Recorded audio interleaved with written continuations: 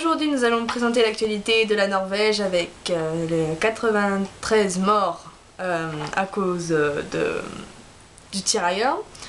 Après nous verrons l'effondrement des 10 ans des tours jumelles.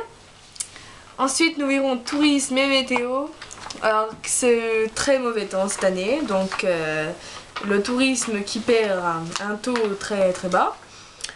Ensuite nous verrons les au revoir. Voilà. Donc là tout de suite nous allons voir avec un reportage sur Angel, le débarquement de Norvège. Vas-y. Donc vas-y Angèle. Débarquement.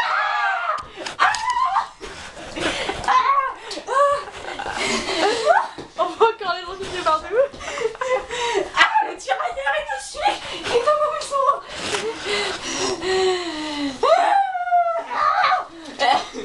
Oh, Mon truc va tomber seul. Donc voilà. Et maintenant oui, c'est les 10 ans de l'effondrement des tours jumelles. Pour cela, nous avons beaucoup de gens qui ont porté cet événement quoi. Et voilà. Donc voilà les tours jumelles. Enfin, c'est un hommage aux tours jumelles. Voilà. Et donc voilà.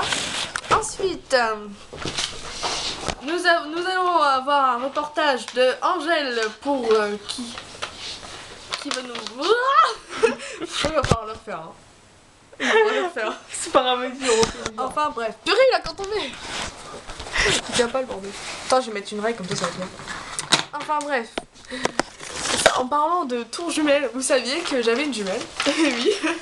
Et c'est pas trop facile tous les jours. Vous savez, à cause d'elle, j'ai rompu avec mon copain. Et puis mon copain, en fait, mon copain, il aimait ma jumelle. Et puis... Enfin...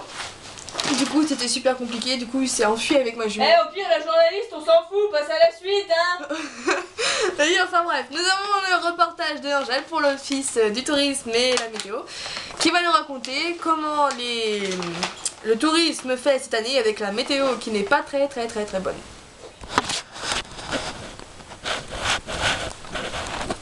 Oui. Ah oui. La météo. Alors, c'est vrai que nous, on est venus passer des vacances tranquilles. Voilà, avec ma petite famille. Et comment vous pensez ces vacances avec le temps et la météo? C'est vrai que vers la Bretagne, je me dis, c'est la première fois qu'on se dit avec ma famille, on va se dire on va aller faire un petit tour en Bretagne. D'habitude on va tout le temps dans le sud. Et là on est vraiment déçus du temps, du mauvais temps qu'il y a. On peut même pas aller se baigner, on est obligé de rester enfermé. Bon, on fait... C'est-à-dire enfermé. On reste dans le bungalow parce qu'on est logé dans un camping, on essaie de faire ce qu'on peut, mais on essaie de faire du vélo, mais tout le temps un peu de pluie, du vent, il fait froid. Du coup on s'habille chaudement, hein. Bon, chaudement pas vraiment, mais il fait un petit peu de soleil aujourd'hui. Chaudement pas vraiment. Oh, il fait un petit peu de soleil, donc ça va, donc bon, on essaie de sortir, voilà. D'accord. C'était Angélique qui nous racontait ses vacances avec sa famille. Donc maintenant nous allons retrouver Cécile pour la météo. Et moi je vous dis au revoir et à demain.